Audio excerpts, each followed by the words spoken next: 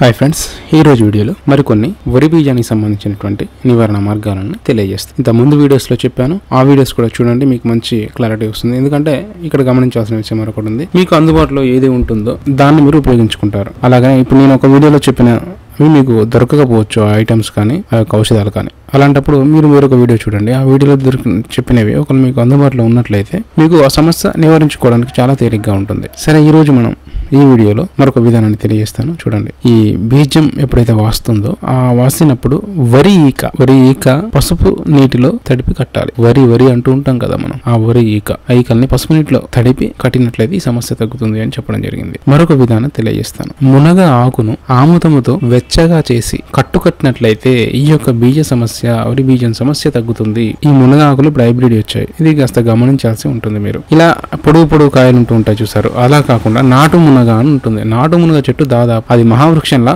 రావి చెట్టు పెరిగినట్టు, మర్రి చెట్టు పెరిగినట్టు పెద్దగా పెరుగుతుంది. చింత చెట్లు ఈ పెద్ద మానులాగా పెరుగుతుంది అనమాట. అదే మన ఇప్పుడు వచ్చినటువంటి హైబ్రిడ్ అనేటటువంటివి ఒక మనకన్నా మన మీద మన చెట్టు అంతకు మించి పెరగవి అవి అంతే. మన ఎత్తే ఉండి పెద్ద విపరీతమైన కాత కాస్తూ పూత పూస్తూ ఉంటాయి. అవి ఒరిజినల్ కావు. మీకు ఎప్పుడైనా ఔషధీ గుణాలు కావాలి అనుకున్నప్పుడు ఖచ్చితంగా నాటు అంటే ఒరిజినల్ సీడ్స్ ఏవైతే ఉంటాయో ఆ సీడ్స్ నుంచి ఉత్పన్నమైనటువంటి చెట్టుకు మాత్రమే ఆ శక్తి ఉంటుందని గమనించండి. అందుకనే మీరు చూడవచ్చు, నాటు ఆవు నెయ్యికుండే ప్రత్యేకత వేరు. అసలు నాటు ఆవు నెయ్యి ఎవరైతే పుచ్చుకుంటారో వారికి చాలా రకాలైనటువంటి ఆరోగ్య సమస్యలే దరిచారు. కంటి చూపు కానీ, పంటి నొప్పులు కానీ, ఆరోగ్యంలో ఇమ్యూనిటీ పవర్ కానీ అసలు ఎప్పటికీ తగ్గదు. ఇప్పుడు అంత గేదె నెయ్యి, జెర్సీ ఆవు నెయ్యి వల్ల కదా మనకి ఇన్ని సమస్యలు వచ్చేవి. అసలు జెర్సీ అనేటటువంటిది అసలు లెక్కలోకి రా. అదొక హైబ్రిడ్ జాతి. అది ఆవు కాదు, గేదె కాదు, ఏది కాదు. అది ఎందుకు అనేది మనకి ఎవరికి అర్థం కాని విషయం. అది కేవలం దాని పాలు తాగడం వల్ల, దానికి సంబంధించిన ప్రొడక్ట్స్ యూజ్ చేయడం వల్ల ఆరోగ్యం ఆయంత క్షీణిస్తుందే తప్పితే ఇక దానివల్ల ప్రయోజనం పైసా ఉండదు. మళ్ళీ అదే హైబ్రిడ్ అంటే దానికి ఇంకా స్టెరాయిడ్స్ ఇస్తారు. ఇచ్చి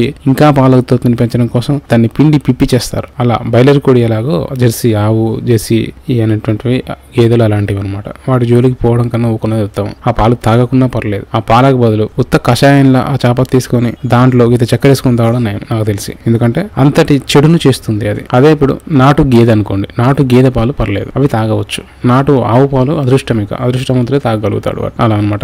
దానికన్నా నాకు తెలిసి ఆవు తర్వాతి స్థాయిలో చెప్పబడింది మేక పాలు చాలా శ్రేష్టమైనగా చెప్తారు. ఆయుర్వేదంలో చాలా రకాలుగా మేక పాలను ఉపయోగిస్తూ ఉంటారు. ఎందుకంటే మేకకుండే ప్రత్యేకత ఒకటి ఉంది. అది ఎప్పుడూ కుదురుగా ఒక చోట ఉండదు. పైగా దాని ప్రత్యేకత చూసినట్లయితే అది మంచి ఔషధాలను మాత్రమే స్వీకరిస్తూ ఉంటుంది. అది మేయని ఆకు అంటూ ఉండదు. అందుకే అంటూ ఉంటారు మేక మేయని ఆకు అని ఒక ఆకు ఉంటుంది. అది తప్ప అన్ని మేస్తుంది అని దాని అర్థం. ఆకు అది ఇక ప్రతి ఒక్క ఆకును టచ్ చేస్తుంది. అంటే దానికి ఇక శరీరంలో ఈ అన్ని ఆకులు జీర్ణమైన తర్వాతకి వచ్చేటటువంటి పాలలో ఎంత శక్తి ఉంటుంది గమనించండి. ఆ విధంగా అనమాట. సరే, ఇప్పుడు మరొక విధానాన్ని నేను మీకు మరొక వీడియోలో తెలియజేస్తాను. ఈ వీడియో మీకు నచ్చినట్లయితే ఖచ్చితంగా లైక్ చేయండి. మరోసారి మన ఛానల్ చూస్తూ ఉన్నట్లయితే కింద కనిపించే సబ్స్క్రైబ్ బటన్ ప్రెస్ చేసి పక్కన నుంచి బెల్ ఐకాన్ కూడా క్లిక్ చేయండి.